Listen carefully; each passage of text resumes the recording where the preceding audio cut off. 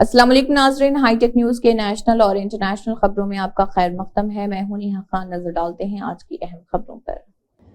Pub جی کھیلتے کھیلتے پاکستان سے نیپال ہوتے ہوئے ہندوستان آ کر سچن مینا سے شادی کرنے والی سیما حیدر کی مشکلات میں اب اضافہ ہوتا نظر آ رہا۔ سیما کے پاکستانی شوہر غلام حیدر نے عدالت میں درخواست دائر کر کے سیما کی شادی کو چیلنج کیا تھا، جس پر عدالت نے سیما و سچن کے وکیل اے پی سنگھ، شادی کرانے والے پنڈت اور سیما سچن کی شادی کے باراتیوں کو نوٹس بھیجا۔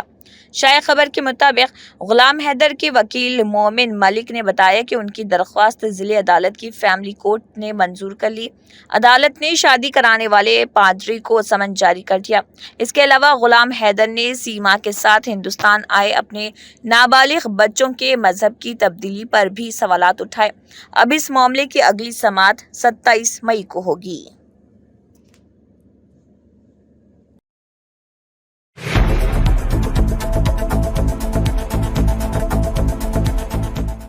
زمین گھوٹالہ و منی لانڈرنگ کے الزام میں جیل میں بند جھارکھنڈ کے سابق وزیر اعلیٰ ہیمنت سورین کی ضمانت کی درخواست پر منگل کو پی ایم ایل کی خصوصی عدالت میں سماعت ہوئی، مگر عدالت سے انہیں فوری راحت نہیں مل سکی۔ دراصل اس معاملے میں ای ڈی نے اپنا موقف اور جواب پیش کرنے کے لیے وقت مانگا، جسے عدالت نے قبول کر لیا۔ اب اس کیس کی اگلی سماعت 23 اپریل کو ہوگی۔ واضح ہے کہ 31 جنوری کو ای ڈی نے ہیمنت سورین کو رانچی کے بڑگائی علاقے میں 8.66 ایکڑ زمین پر غیر قانونی قبضے اور منی لانڈرنگ کے معاملے میں گرفتار کیا تھا۔ ہیمنت سورین کے علاوہ ای ڈی نے 30 مارچ کو زمین کے اصل مالک Raj Kumar Pahan, Vinod Kumar, revenue sub inspector Bhanu Pratap Prasad اور ایک دیگر کے خلاف بھی عدالت میں چارج شیٹ داخل کی تھی۔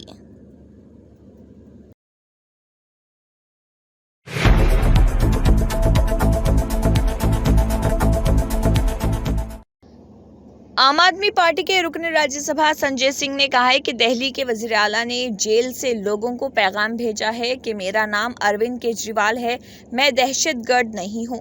سنجے سنگھ نے کہا ہے کہ مرکزی حکومت اروند کیجریوال کے ساتھ دہشت گردوں جیسا سلوک کر رہی۔ وزیر اعظم اپنی بدنیتی میں اس قدر بڑھ چکے ہیں کہ یعنی کہ کیجریوال کے خاندان اور بچوں سے ملاقات شیشے کی دیوار سے کرائی جا رہی۔ سنجے سنگھ نے ایک پریس کانفرنس سے خطاب کرتے ہوئے کہا کہ پنجاب کے وزیر اعلیٰ بھگونت مان کو Z+ سیکیورٹی حاصل ہے، مگر جب وہ کیجریوال سے ملے تو ان کے درمیان شیشے کی دیوار تھی۔ بی جے پی نے اس کارروائی سے صاف کر دیا ہے کہ اسے کیجریوال سے نفرت ہے۔ عام آدمی پارٹی کے لیڈر نے کہا ہے کہ اروند کیجریوال کو 24 گھنٹے سی ٹی وی کیمرے کی نگرانی میں رکھا جا رہا، ان پر تشدد کرنے کا منصوبہ ہے، ان کے حوصلے پست کرنے کی کوشش کی جا رہی اور خاندان کی تذلیل کی جا رہی، جبکہ اروند کیجریوال مختلف مٹی سے بنے ہیں۔ انہوں نے IRS سروس چھوڑ دی ہے، توڑنے کی کوششوں میں وہ مزید مضبوط ہوں گے۔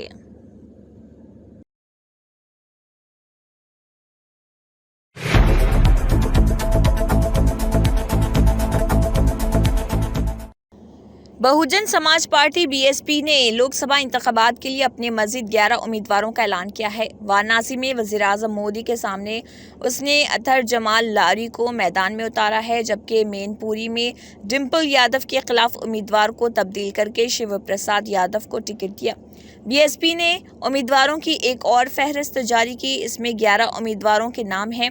SP سربراہ اکھلیش یادو کی بیوی اور مین پوری سے SP امیدوار ڈمپل یادو کے خلاف BSP نے اپنا امیدوار تبدیل کیا۔ گلشن دیو شاکیا کا ٹکٹ منسوخ کر کے شیو پرساد یادو کو میدان میں اتارا گیا۔ وارانسی سے PM مودی کا مقابلہ کرنے کے لیے اطہر جمال لاری کا ٹکٹ کا منصوبہ ہے اور جونپور کے سابق MP دھننجے سنگھ کی بیوی سری کلا سنگھ ریڈی کو امیدوار بنایا گیا۔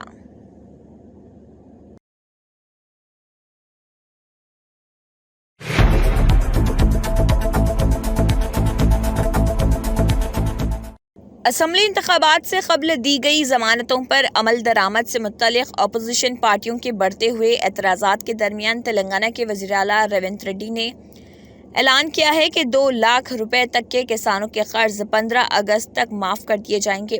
لوک سبھا انتخابات کے لیے پارٹی کی مہم کے حصے کے طور پر نارائن پیٹ میں کانگریس کے جلسے عام سے خطاب کرتے ہوئے ریونت ریڈی نے کسانوں کو یقین دلایا کہ ان کے قرض ایک ہی وقت میں معاف کر دیے جائیں گے، یہ دعویٰ کرتے ہوئے کہ کانگریس حکومت کسانوں کے قرضوں کو معاف کرنے کے اپنے وعدے سے پیچھے نہیں ہٹے گی۔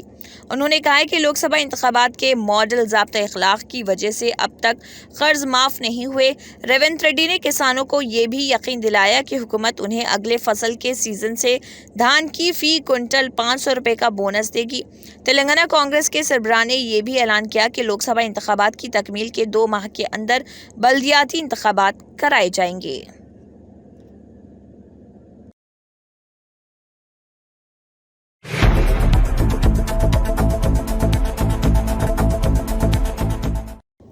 اسرائیل حماس کے ساتھ عارضی جنگ بندی کے معاہدے کی کوشش کر رہا تاکہ وہ غزہ کی پٹی میں فوجی آپریشن دوبارہ شروع کرنے سے پہلے اپنے یرغمالیوں کی رہائی کو یقینی بنا سکے۔ خبر رساں ایجنسی کے مطابق بھیجے گئے حماس کے سیاسی بیورو کے رکن عزت الرشق کے ایک بیان میں کہا گیا ہے کہ اسرائیل اپنے قیدیوں کی رہائی کے لیے عارضی معاہدہ چاہتا ہے تاکہ اس کے بعد جنگ اور جارحیت کو دوبارہ شروع کیا جا سکے۔ اس بات کا ذکر کرتے ہوئے کہ اسرائیل کی طرف سے اپنی یرغمالیوں کو بذریعہ خود رہا کرنے کی کوشش ناکام ہو گئی، حماس کے عہدیدار نے زور دیا ہے کہ تحریک مزاحمت کے ساتھ حقیقی مستقل معاہدے کا کوئی متبادل نہیں۔ انہوں نے اس بات پر زور دیا کہ حملے کا مستقل خاتمہ ہی فلسطینی عوام کے تحفظ اور خون ریزی اور قتل عام کو روکنے کی واحد ضمانت ہے۔ قابل ذکر ہے کہ قطر اور مصر امریکہ کے ساتھ مل کر حماس اور اسرائیل کے درمیان قیدیوں کے تبادلے اور غزہ میں جنگ بندی کے لیے ثالثی کر رہے۔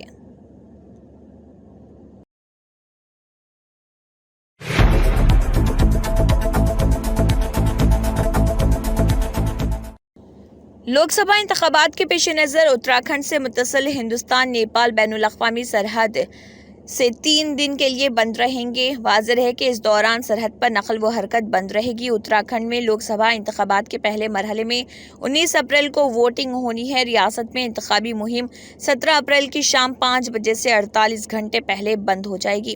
الیکشن کمیشن آف انڈیا کی طرف سے جاری کردہ معیاری آپریٹنگ پروسیجر کے تحت ہند نیپال بین الاقوامی سرحد کو سیکیورٹی وجوہات کی بنا پر بند رکھنے کی ہدایت جاری کی گئی۔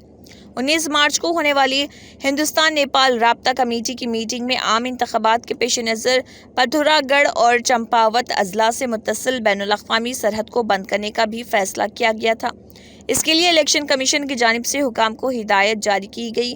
اس کے تحت بین الاقوامی سرحد 16 اپریل بروز منگل یعنی شام 5 بجے سے مکمل طور پر بند ہے اور 19 اپریل کو ووٹنگ مکمل ہونے کے بعد شام 5 بجے کھل جائے گی۔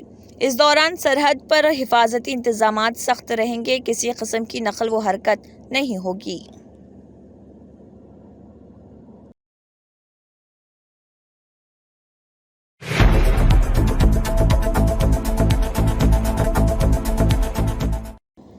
Samajwadi party S P general secretary professor Ram Gopal Yadav کے بیٹے اکشے یادو اور شیو پال سنگھ یادو کے بیٹے آدتیہ یادو نے لوک سبھا کے لیے پرچہ نامزدگی داخل کیا۔ لوک سبھا الیکشن کے لیے تیسرے مرحلے کے تحت ہونے والے الیکشن میں فیروز آباد سیٹ سے انڈیا اتحاد کے امیدوار اکشے یادو کے ذریعے ضلع الیکشن آفیسر کے سامنے پرچہ نامزدگی داخل کیا۔ ان کے ساتھ خاص طور سے والد رام گوپال یادو بھی موجود رہے۔ اس موقع پر اکشے یادو نے کہا وہ نوجوانوں کو روزگار دینے اور علاقے کی ترقی کے لیے الیکشن لڑ رہے۔ انہوں نے کہا کہ بی جے پی کو تو ابھی تک فیروز آباد سیٹ کے لیے امیدوار بھی نہیں ملا، کہیں ایسا نہ ہو کہ ان کے سامنے بی جے پی کا کوئی امیدوار ہی نہ لڑے۔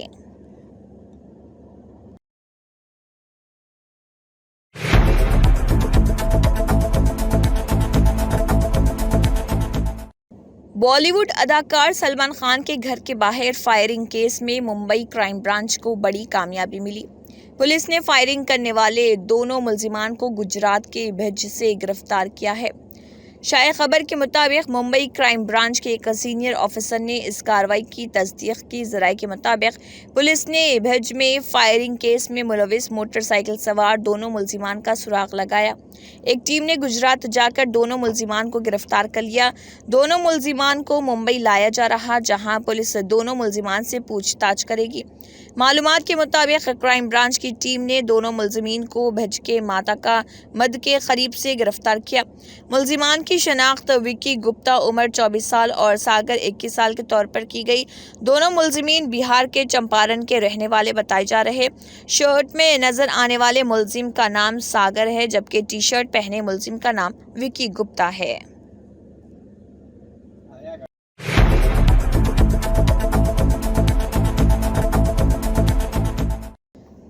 سپریم کورٹ نے عام آدمی پارٹی کے ایم ایل اے امانت اللہ خان کو راحت دینے سے انکار کر دیا، جنہوں نے دہلی وقف بھرتی میں مبینہ بے ضابطگیوں سے متعلق منی لانڈرنگ کیس میں دہلی ہائی کورٹ میں اپیل کی تھی۔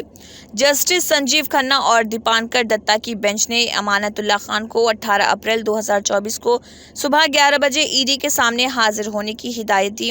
عدالت نے ہدایت دی کہ یہ شرط پوری ہونے کے بعد وارنٹ جاری کرنے کی درخواست واپس لے لی جائے گی۔ عدالت نے additional solicitor general ASG Raju سے رعایتیں دینے کو کہا ہے۔ جسٹس کھنہ نے کہا کہ اگر کوئی مواد ہے تو آپ انہیں گرفتار کر لیں، اگر کوئی مواد نہیں تو انہیں گرفتار نہ کریں۔ آپ کو دفعہ 19B MLA کی تعمیل کرنی ہوگی۔ یہ نہ سمجھا جائے کہ اگر وہ سامنے آئیں تو انہیں گرفتار کر لیا جائے گا۔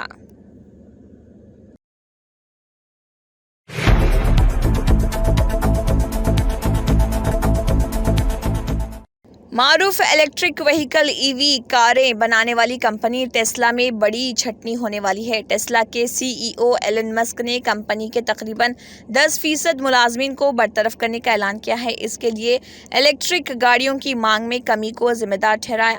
ایلن مسک نے ٹیسلا کے ملازمین کو ایک ای میل بھیجی۔ بتایا گیا ہے کہ ای میل میں درج ہے کہ کمپنی کے کئی شعبوں میں کئی لوگ ایک ہی ذمہ داری پر کام کر رہے۔ اس کے علاوہ کچھ جگہوں پر کام کرنے کے انداز میں تبدیلی کی ضرورت بھی محسوس کی جا رہی، اور کہا کہ ہمیں ایک مشکل فیصلہ لینا ہوگا اور اپنی عالمی افرادی قوت کے 10% کو برطرف کرنا پڑے گا۔ ایلن مسک کے مطابق ٹیسلا اپنی ترقی کے اگلے مرحلے کی طرف بڑھ رہی، اس کے لیے اسے لاگت میں کمی اور پیداوار بڑھانے کا ہر طریقہ آزمانا ہوگا۔ انہوں نے کہا کہ انہوں نے اپنی کمپنی کا مکمل تجزیہ کیا ہے اور یہ پتہ چلا کہ کمپنی کو اپنے ملازمین کی تعداد میں تقریباً 10% کمی کرنا ہوگی۔ انہیں ایسا فیصلہ لینے سے نفرت ہے لیکن یہ بہت اہم ہے۔ اسی کے ساتھ ہائی ٹیک نیوز کے نیشنل اور انٹرنیشنل خبریں اختتام کو پہنچتی ہیں۔ اللہ حافظ۔